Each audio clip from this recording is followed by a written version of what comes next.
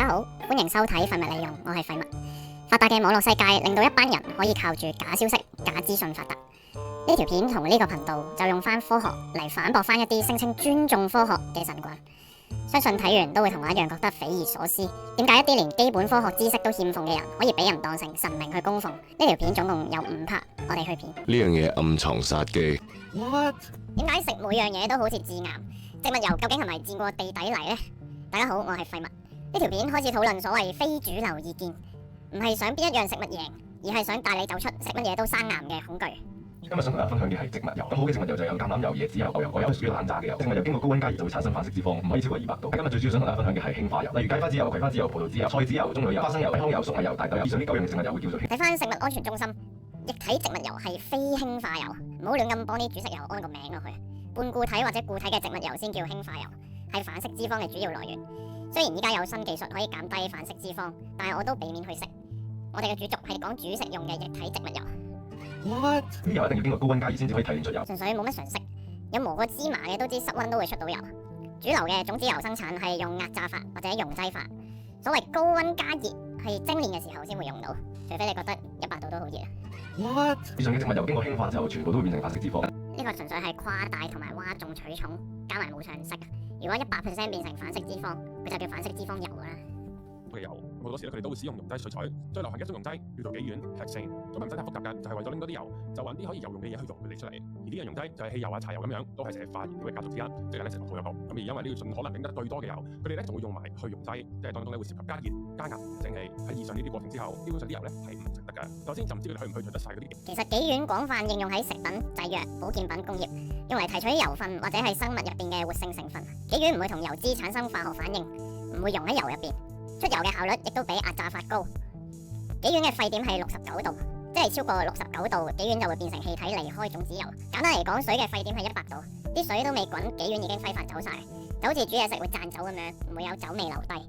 因為你試想下葡萄籽、菜籽、米糠、粟米等等呢啲，本身就冇乜油，咁佢點樣提煉呢？佢就會加入己烷呢種工業用嘅化學物質，一定係致癌嘅。呢個未經查證嘅資訊就一定係亂流嘅。己烷暫時都未發現到對人類有致癌作用，消委會驗油咧都唔會特登驗己烷嘅。美國同台灣嘅致癌物清單咧就冇見到己烷嘅身影，反而要擔心嘅係必定會致癌嘅二手煙，有排都未到極少量殘留喺食油入邊嘅己烷，所以我覺得反對種子油用呢一個理據，純粹係用化學恐懼嚟嘩眾取寵，等大家聽到哇工業啊、哇化學物啊嘅概念就覺得哇好驚啊，唔食得。但係有冇諗過工業嘅進步就係你可以咁平享受日用品嘅原因？反工業其實同反文明冇乜分別嘅，你都可以繼續用石磨去磨啲油出嚟。同埋我都唔知係冰水佬抄冰老師定係點，有冇人可以話翻俾我聽講食鹽嗰條片係邊個抄邊個？呢一集係種子油嘅第一集，篇幅太長，我會分好多集講。我係廢物，追求真相多過追求流量，我哋下集再見。冰老師都會散播錯誤資訊，平反植物油第2集分析你同我都可能食過嘅工業潤滑油。What？ 小弟咧會首先集中喺講解下植物油有幾差，咁當中咧主要包括大家成日都會食到嘅芥花籽油同埋棕櫚油。佢仲有棕櫚油、芥花籽油以前嘅工業底油咁嘅使用嘅潤滑器械、抹槍管同埋抹船，因為佢哋廉價成本低，所以演變為現今嘅人類食用。再之後咧就去到第2次世界大戰，芥花籽油咧就用嚟潤滑槍管同埋其他工業機器。棕櫚油嘅歷史咧就再簡單啲，本身咧佢都係潤滑劑嚟嘅，不過咧就拎嚟抹船嘅。咁我哋又唔係槍管，又唔係架船，應唔應該食呢啲植物油咧？難得白冰同白冰都有相同嘅睇法，仲要犯上一模一樣嘅邏輯錯誤。芥花籽油同棕櫚油喺人類嘅食用歷史已經超過成1000年，可能成1000年前已經有船或者槍械嚟俾佢做潤滑劑。青霉素或者叫盤尼西林係常用嘅抗生素，但係佢以前係毛菌嚟㗎，你點可以將毛菌擺入口啊？工業用同食用級數都唔識分，工業用嘅乙醇同食用嘅乙醇酒精可唔可以相提並論呢？同埋你知唔知我哋每日都飲緊一種核電廠常用嘅冷卻劑，就係水啦。咁我都唔係核電廠嚟嘅，咁應唔應該飲水呢？你哋嘅世界係咪唔可以接受一樣物品有好多樣用途呢？嘗試用一啲核突片加埋啲工業產品，去令觀眾代入自己食緊工業級嘅潤滑油，究竟呢個理據係咪真係合理呢？ What？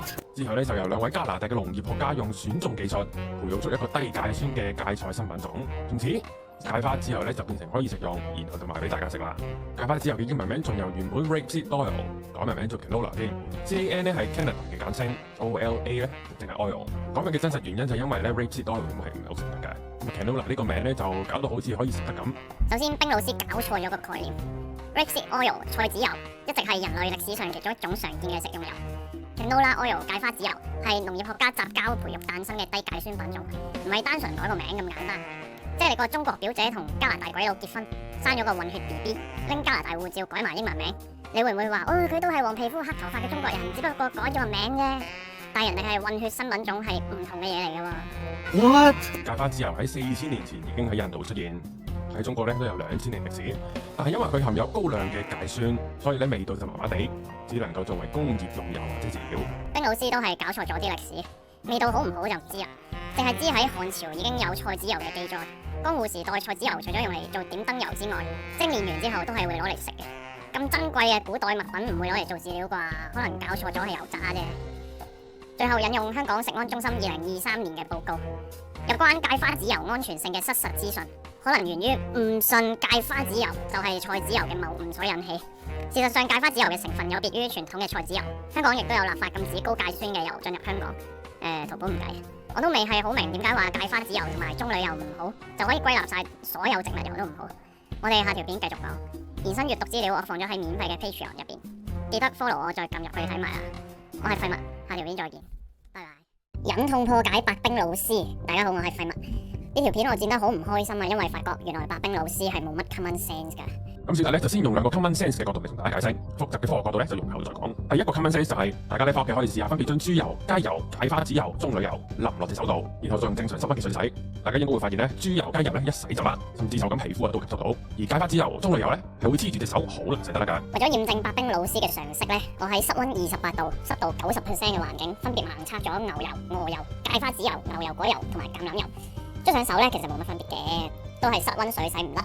洗潔精洗完之後咧，牛油同鵝油咧就仲有少少香味殘留喺手度嘅，你都可以喺屋企試下㗎。其實無論動物定植物嘅油脂咧，都係疏水性嘅，就唔會話就咁揾水就洗得甩。如果油就咁揾水洗得甩，呢個世界就唔使洗潔精啦。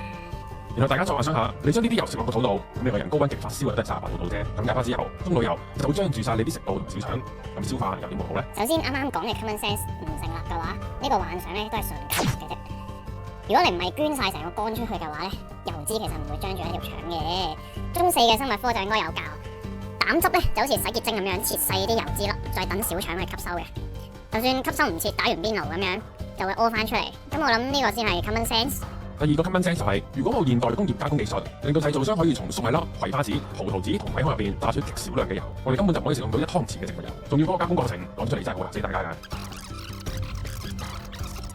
首先就唔知佢哋去唔去除得晒嗰啲己烷，另外啲農藥又係有用，唔知佢哋去唔去除到咧。再另外嘅咧就係提煉過程咧係要將啲油脫膠、中和、漂白、除臭，甚至喺某啲情況底下仲要防凍同埋脫牙。真係純 common sense 咁睇，你知道啲植物油係咁樣嘅過程提煉嘅話，會唔會覺得已經好有問題先？呢個反工業、反科學嘅錯誤比喻咧，可以喺我 highlight 度揾翻。我哋飲嘅自來水其實水務署都做咗好多工業化學消毒過程。咁你哋反工業嘅話，係咪決定飲山泉水咧？同埋有冇發覺呢14分鐘嘅片入邊係冇出現過花生油，但係有葡萄籽油同葵花籽油咧？但係大家都係植物油嚟噶，因為白冰老師有賣花生油啊嘛。但係白冰老師花生油冷壓噶，葡萄籽同葵花籽油都有冷壓噶。如果係唔中意個工業製程咧，呢條片就應該叫反工業製油，而唔係大張旗鼓去反植物油，之後回力鏢打翻自己個花生油。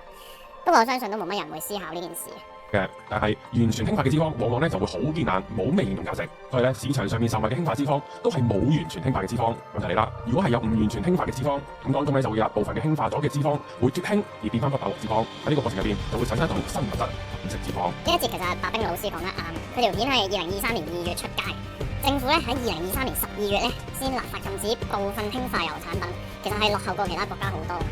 部分氫化油基本上2025年係絕跡咗㗎啦，但係呢一段咧同我哋常用嘅液體食用植物油冇乜關係。脂肪，反式脂肪有幾衰，大家知㗎啦。因為咧我哋人體係冇分解反式脂肪嘅酶，所以咧就會停留咗喺我哋嘅身體入邊，破壞我哋嘅細胞膜，並且會好堅持咁喺個動物嘅內部，長此落嚟咧就會造成心血管疾病。不過後邊講反式脂肪，白冰老師有錯啊。其實反式脂肪同正常脂肪一樣，都係會通過脂肪代謝嘅過程消化嘅，就唔會話反式脂肪本人直接入血道塞住個血管。喺呢度信徒要留意啦。咁覺得膽固醇冇分好壞嘅話咧，其實可以唔使理反式脂肪，因為反式脂肪塞血管嘅原因主要係增加壞膽固醇，減低好膽固醇，而唔係本人直接塞住個血管。如果用你哋教會嘅邏輯咧，講好膽固醇壞膽固醇係藥廠嘅陰謀咧，反式脂肪真係唔使理嘅。不過講笑啫，反式脂肪係要理，佢真係會令到你血管發炎。但我哋食飯嘅時候仍然都會食到反式脂肪㗎，尤其是食啲煎炸嘢，因為如果啲油過熱嘅話，單元不飽和脂肪就會變成反式脂肪。咁點為之過熱咧？每一款油過熱嘅點咧都唔同嘅，咁大家可以自己上網 search 下。而植物油大多數都200度左右咧就會過熱，唔使炸嘢㗎，炒個菜你都已經死㗎啦。我都幾肯定白冰老師應該比較少煮飯啊。正常屋企炸嘢咧，我諗都係160到180，可能唔記得睇火就190咁樣。過200度炸嘢咧，入邊一係就唔熟，一係就燶。澳洲有一個綜合咗33個唔同研究嘅結論咧，就話常用油溫唔太會產生反式脂肪，只有高熱同埋長時間煮食先至會有明顯嘅增加。雖然煮食油溫超過200度會有顯著嘅反式脂肪增加，但係要油溫220度加埋 keep 住45分鐘，產生出嚟嘅反式脂肪咧，都係比室溫油煮食多7.4%嘅啫。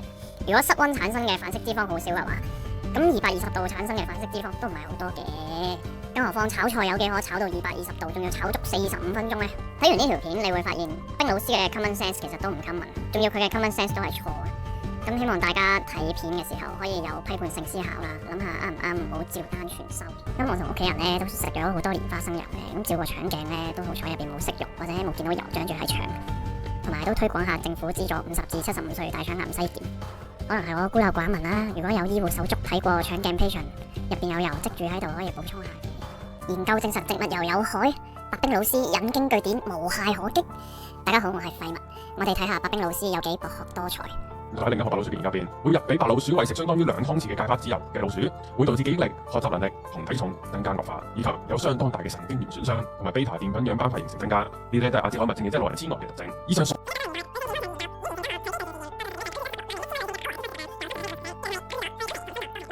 然後咧就係悉尼飲食心臟研究，佢哋喺60年代同70年代初揀咗458個曾經有併發過心臟病嘅人，從佢哋嘅飲食入邊咧去除飽和脂肪，取而代之嘅咧就係含有 Omega 6嘅大豆油同埋亞酸油。亞油酸咧係一種多元嘅飽和脂肪酸。咁之後咧佢哋所有人嘅低密度脂蛋白水平都下降，即係所謂嘅壞膽固醇都跌咗。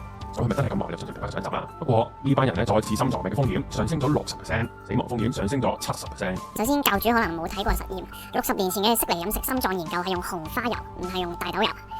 然後白冰教主明顯斷章取義，喺悉尼實驗入邊有幾個限制。第一，呢個60年前嘅研究用嘅係反式脂肪含量高嘅紅花油人造牛油，而且以現今飲食嚟講，個油量算好極端，代表唔到我哋嘅日常用量。實驗係要求15% 每日所需嘅卡路里要從植物油到嚟，即係大概每日要食一支咁大支嘅油。悉尼實驗嘅結果似乎關反式脂肪事多過液體植物油事，而且上條片都講過，香港已經禁止咗高反式脂肪嘅氫化植物油。教主條片係講緊植物油，咁用氫化植物油代表液體嘅植物油又合唔合理呢？用陳同佳代表所有香港人都係罪犯又合唔合理呢？第二啊，教主引用嘅研究清楚寫明，因為呢個研究實驗嘅對象係特殊人群，所以唔應該將實驗結果套落女性、年輕或者年長嘅男性同埋冇心臟病史嘅正常人類。而教主正違反咗作者嘅提醒，用佢最擅長嘅斷章取義製造出呢一條電子垃圾。咁而咧就明尼蘇達州嘅冠狀動脈研究論壇嘅時間咧，同上面呢個悉尼飲食心臟研究係同期進行㗎。當中咧佢哋就跟進咗9000個病人，咁呢9000個病人咧分別都係住喺州立精神病院同埋療養院，過程咧就將佢哋飲食去除晒所有飽和脂肪，然後用粟米油嚟代替。咁粟米油當中咧都係含有豐富嘅 Omega 6同埋亞油酸。實驗結果亦都係同悉尼飲食心臟研究嘅結果一樣，低密度脂蛋白水平下降，但係心臟病發作同埋死亡人數都上升咗。但係呢個研究佢哋從來都冇發表過，因為佢哋解釋唔到點解會咁樣。最終係去到呢項研究嘅原作者個仔同佢公諸於世，先至真相大白。冇錯，呢個咁赤裸裸嘅數據確實係收埋咗喺地底40年先拎翻出嚟。先唔講啲咩收埋地底40年重見天日嘅陰謀論鋪墊，數據唔係好似陳皮咁擺得越來越有說服力。明尼蘇達研究嘅飲食干預係十分極端，實驗入邊嘅 linoleic acid 攝取量遠超現代任何專家組織嘅建議，而且喺我哋日常飲食入邊呢種含量係極為罕見嘅。實驗入邊研究人員會整啲假肉、假芝士、假奶，嘗試用人造牛油去代替動物脂肪。咁60年前實驗入邊嘅實際反式脂肪含量都冇明確標示，呢種餐單又有啲咩人會咁食呢？同埋呢個研究喺第1年已經有3/4嘅參加者退出唔玩啊，追蹤嘅時間又短，點樣證明到長期用呢一種飲食方式會導致心臟病呢？唉，加埋重見天日呢個戲劇張力，令陰謀論者更加可以以假亂真啊！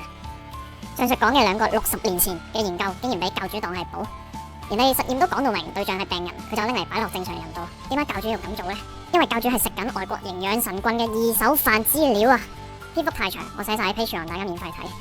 所以奉勸大家唔好見人哋引用文獻就覺得哇教主好嘢，有時引用嗰個咧都唔知有冇睇啊，或者故意拎淨係對自己論據有利嘅點放大嚟講，令到信徒覺得振振有詞。我係廢物，我唔敢講我講嘅嘢一定啱，但係一定比白冰教主啱。都希望你哋記住，科學係容許挑戰，邪教先至接受唔到異見分子。法官大人，我冇嘢問啦，拜拜。以上所有嘅科學研究、論文、調查，我都會將佢哋 link 咧放喺 info box。